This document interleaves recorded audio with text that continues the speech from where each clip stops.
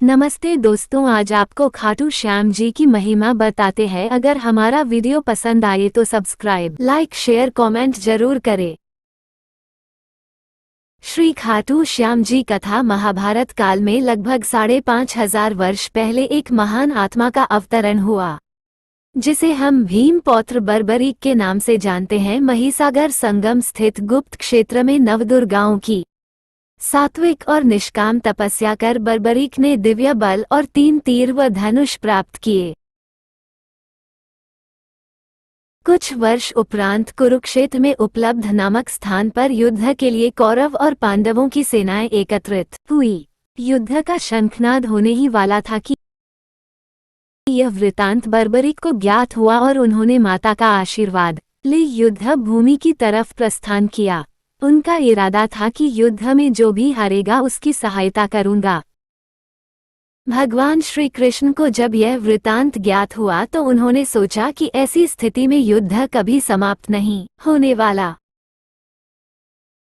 अतः उन्होंने ब्राह्मण का वेश धारण कर बर्बरीक का मार्ग रोककर उनसे पूछा कि आप कहाँ प्रस्थान कर रहे हैं।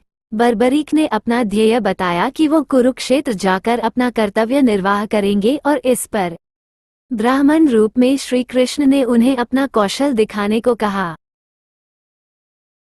बर्बरीक ने एक ही तीर से पेड़ के सभी पत्तों को भेद दिया, सिवाय एक पत्ते के जो श्री कृष्ण ने अपने पैरों के नीचे दबा दिया था। बर्बरीक ने ब्राह्मण रूपी श्री कृष्ण से प्रार्थना की कि वो अपना पैर पत्ते के ऊपर से हटाए, वरन आपका पैर घायल हो सकता है।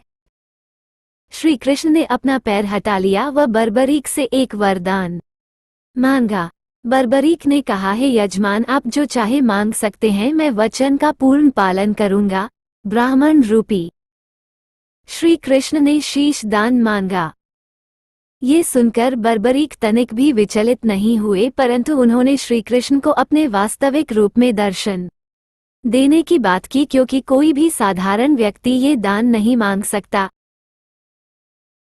तब श्री कृष्ण अपने वास्तविक रूप में प्रकट हुए। उन्होंने महाबली, त्यागी, तपस्वी वीर बर्बरीक का मस्तक रणचंडिका को भेंट करने के लिए मांगा और साथ ही वरदान दिया कि कलयुग में तुम मेरे नाम से जाने जाओगे, मेरी ही शक्ति तुम में निहित होगी। देवगण तुम्हारे मस्तक की पूजा करेंगे। जब तक ये पृथ्वी, नक्षत्र, चंद्रमा तथा सूर्य रहेंगे, तब तक तुम लोगों के द्वारा मेरे श्री श्याम रूप में पूजनीय रहोगे। मस्तक को अमृत से सींचा और अजर अमर कर दिया।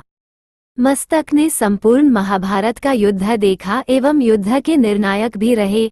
युद्ध के बाद महाबली बर्बरीक कृष्ण से आशीर्वाद लेकर अंतर्ध्यान हो गए। बहुत समय बाद कलयुग का प्रसार बढ़ते ही भगवान श्याम के वरदान से भक्तों का उद्धार करने के लिए वह खाटू में चमत्कारी रूप से प्रकट हुए। एक गाय घर जाते समय रास्ते में एक स्थान पर खड़ी होकर चारों थनों से दूध की धाराएं बहाती थी। जब ग्वाले ने ये दृश्य देखा तो सारा वृतांत भक्त नरेश, खंडेला के राजा को सुनाया। राजा भगवान का स्मरण कर भाव विभोर हो गया। स्वप्न में भगवान श्री श्याम ने प्रकट होकर कहा, मैं श्याम हूँ। जिस स्थान पर गाय के थन से दूध निकलता है वहाँ मेरा शालिग्राम शिलारूप विग्रह है। खुदाई करके विधि विधान से प्रतिष्ठित करवा दो। मेरे इस शिला विग्रह को पूजने जो खाटू आएंगे, उनका सब प्रकार से कल्याण होगा। खुदाई से प्राप्त शिलारूप विग्रह को विधिवत शास्त्रों के अनुसार प्रतिष्ठित कराया गया।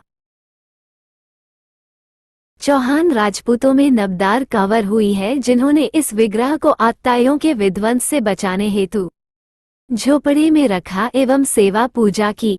औरंगजेब के शासनकाल में पुराने मंदिर का विध्वंस हो गया तथा उसके बाद जहां भगवान श्री श्याम का विग्रह प्रतिष्ठित किया गया, वो आज भी विद्यमान है, जहां देश के सभी कोनों से श्याम प्रेमी पूजा अर्चना एवं दर्शनार्थ आते हैं।